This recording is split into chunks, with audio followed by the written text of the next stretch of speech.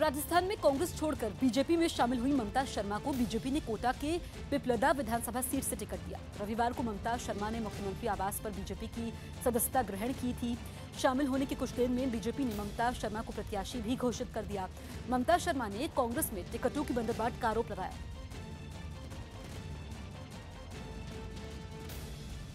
मध्य प्रदेश में चुनाव प्रचार अब अपने चरम पर है। जनता को लुभाने के लिए हर नेता जी तोड़ मेहनत कर रहा है।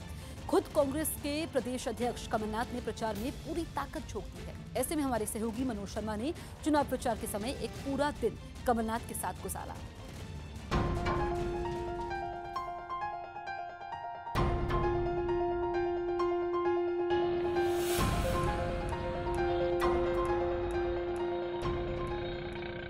हम लोग सोच रहे हैं कि कांग्रेस जीतना चाहिए। क्यों? बहुत वैकेंसीज की बहुत ज़्यादा कमी है, रोज़गार नहीं है। मैं चाहती हूँ कि कांग्रेस जीतना चाहिए इस बार। वो इसलिए जीतना चाहिए क्योंकि जो मतलब ये भाजपा वाले जो करवा रहे हैं, इसमें इतना रेप हो रहा है, सब कुछ हो रहा है, कुछ भी नहीं कर पा रही है।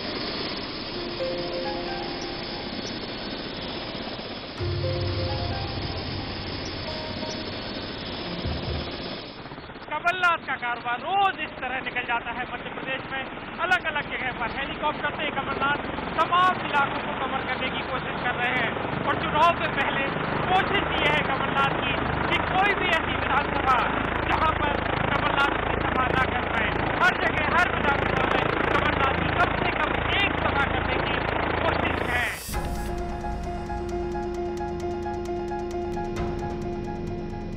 कमलनाथ 6 महीने पहले मध्य प्रदेश में कांग्रेस के अध्यक्ष बने थे। तब से लगातार मध्य प्रदेश की सरजमी को नापने की कोशिश कर रहे हैं। खुद भी बहुत ही अच्छे पायलट हैं, इसलिए हमेशा हेलीकॉप्टर में सामने बैठते हैं और रोज सुबह हेलीकॉप्टर से चुनाव प्रचार के लिए निकलते हैं। लेकिन फिलहाल बड़ा सवाल ये है कि मध्य प्रदेश की जनता कमलनाथ को सरकार का पायलट बनाती है या नहीं।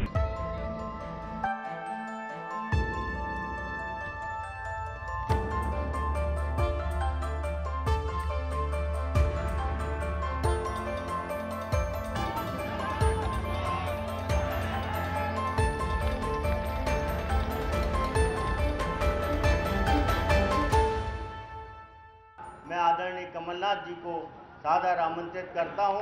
मैं तो मोदी जी से कहता हूं, आपकी पार्टी में एक स्वतंत्र संग्राम सेनानी का नाम बता दीजिए। एक स्वतंत्र संग्राम सेनानी नहीं है। और जो बुजुर्ग यहां बैठे हैं, आपको याद होगा जब ये हिंदू महासभा के नाम पर चलते थे, दिया लेके जनसंघ के नाम पर चलते थे, एक स्वतंत्र संग्राम सेनानी का नाम कोई इनके पार्टी में नहीं था। कांग्रेस का संघर्ष रहा है, कांग्रेस की कुर्बानी नहीं है।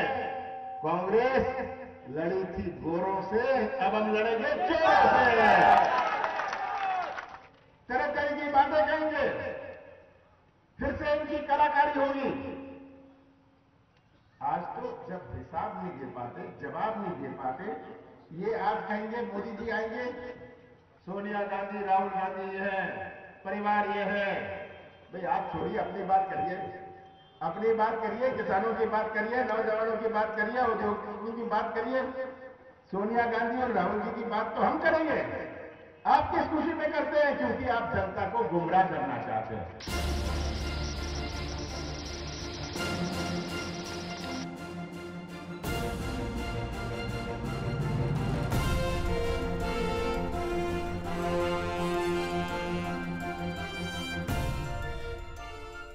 मध्य प्रदेश में लगातार कैंपेनिंग करते हुए कमलनाथ 9 बार संसद का चुनाव आपने जीता सर, और लेकिन पहली मर्तबा इस तरह से आप मतलब पूरा मध्य प्रदेश आपको अकेले ही संभालना।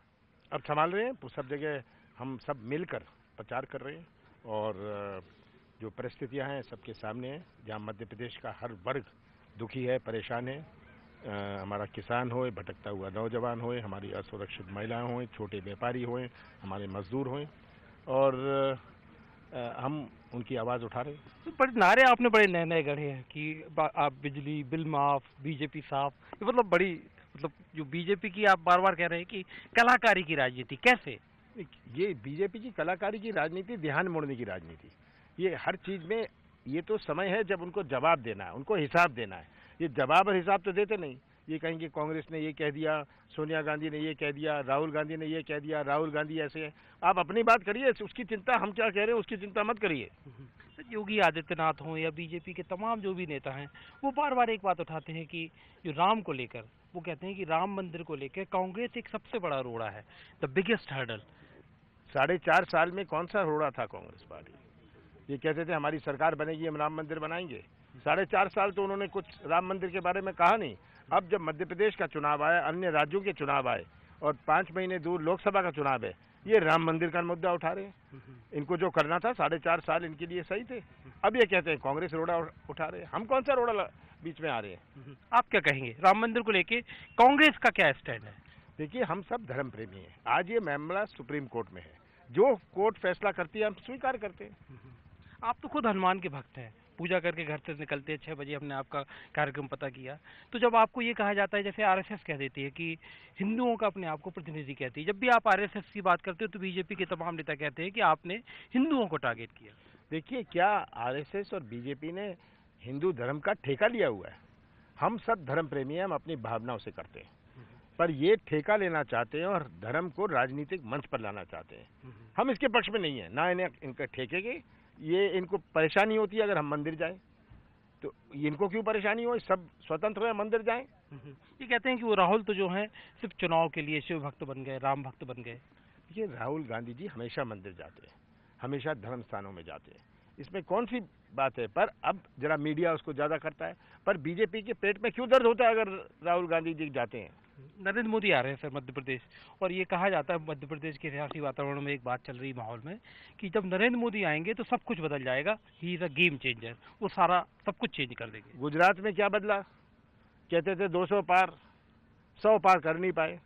जो इनका सबसे बड़ा गढ़ है, भारतीय जनता पार्टी का सबसे बड़ा गढ़ गुजरात है। अमित शाह जी, मोदी जी गुजरात से हैं। अगर आप गुजरात के फैसले से सूरत निकाल लें तो ये चुनाव हारे हुए थे। तो ये शिवराज सिंह चौहान के जैसे परिवार के लोग आपके साथ आए, इसे आप कैसे देखते हो? क्योंकि संजय सिंह तो एक जमाने में आपका टारगेट होता था, अविश्वास प्रस्ताव उसके नाम पे आते थे और आपकी तमाम जगह पे संजय सिंह निशाने पर होते थे। ऐसी बातें राजनीति में हुआ करती हैं। उन्होंने कहा मैं कांग्रेस में प्रवेश करना चाहते हैं, हमने कहा आइए। अब वो उन्होंने भारतीय जनता पार्टी को अच्छी तरह पहचान लिया, अपने परिवार को अच्छी तरह पहचान लिया और कांग्रेस में शामिल हो गए। एक चीज आखिरी सर, आपका अगर जो 100% का सवाल है ये कि मुख्यमंत्री कौन बनेगा? देखिए, मुझे मुख्यमंत्री बनने की कोई भूख नहीं है। मुझे भूख है कि मध्य प्रदेश में कांग्रेस की सरकार आए और चुनाव के बाद राहुल जी तय कर लेंगे। मध्य प्रदेश के आसमान से कैमरामैन शरद कपूर के साथ मनोज शर्मा, न्यूज़ 18 इंडिया।